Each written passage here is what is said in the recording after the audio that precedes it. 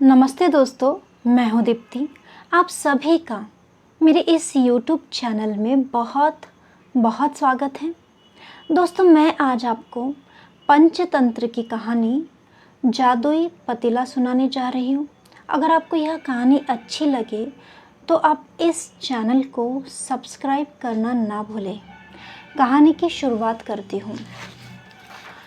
सालों पहले पीतल नगर में किशन नाम का एक किसान रहता था। वह गांव के एक जमींदार के खेत पर काम करके किसी तरह अपना घर चला रहा था। पहले किशन के भी खेत हुआ करते थे, लेकिन उसके पिता के बीमार होने के कारण उसे अपने सारे खेत बेचने पड़े। मजदूरी से मिलने वाले पैसों से पिता का इलाज कराना और घर का खर्च चलाना मुश्किल हो रहा था।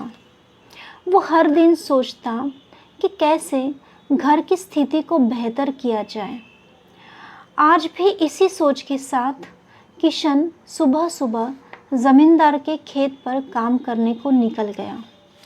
खुदाई करते समय उसकी कुदाल किसी धातु से टकराई और तेज़ आवाज़ हुई। किशन के मन में हुआ कि आखिर ऐसा क्या है यहाँ।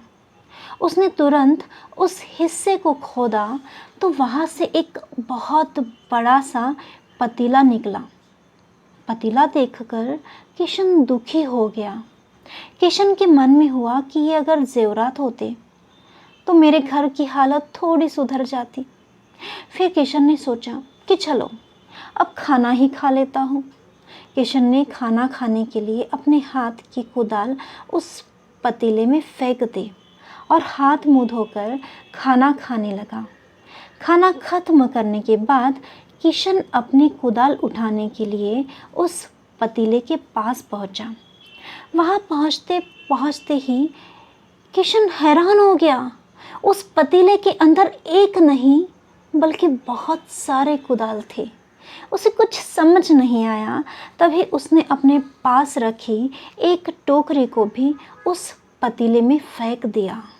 वो एक टोकरी भी पतीले के अंदर जाते ही बहुत सारी हो गई। ये सब देखकर किशन खुश हो गया और उस जादुई पतीले को अपने साथ लेकर घर चला गया। वो हर दिन उस बर्तन में अपने कुछ औजार डालता और जब वो ज़्यादा हो जाते तब उन्हें बाज़ार में जाकर बेच आता। ऐसा करते करते किशन के घर की हालत सुधरने लगी।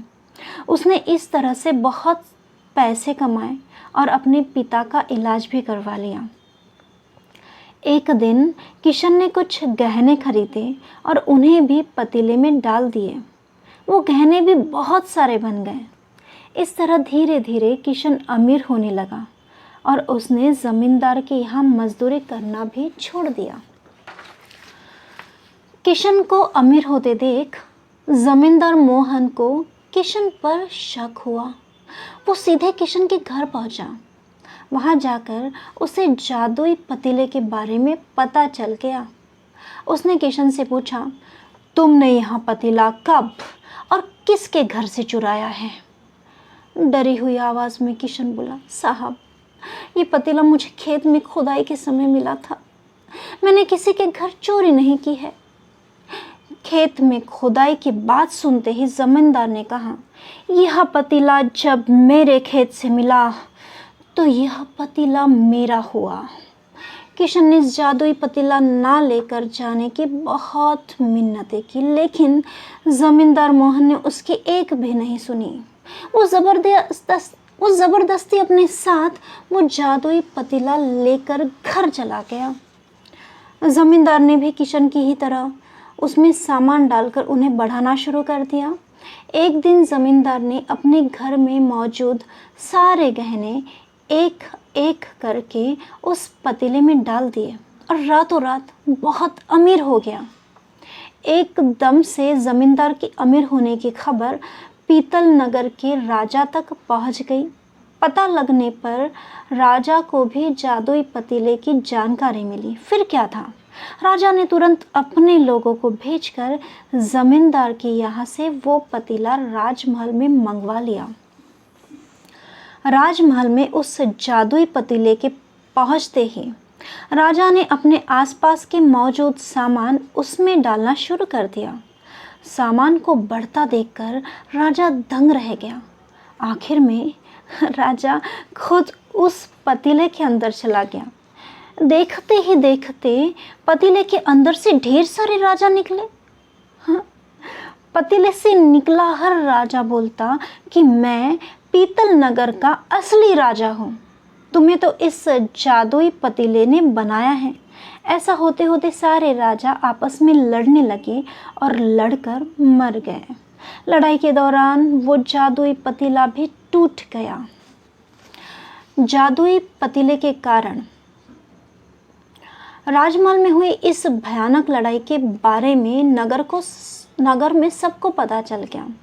इस बात की जानकारी मिलते ही मजदूर किशन और ज़मींदार मोहन ने सोचा, अच्छा हुआ कि हमने उस जादुई पतीले का इस्तेमाल सही से किया।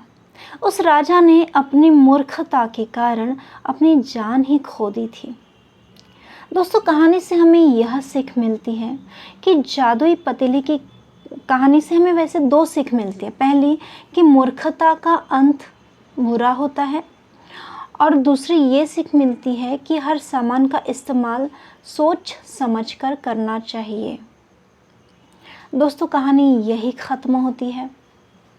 फिर मिलते हैं एक और नई कहानी के साथ। तब तक के लिए आज्ञा चाहती हूँ। धन्यवाद।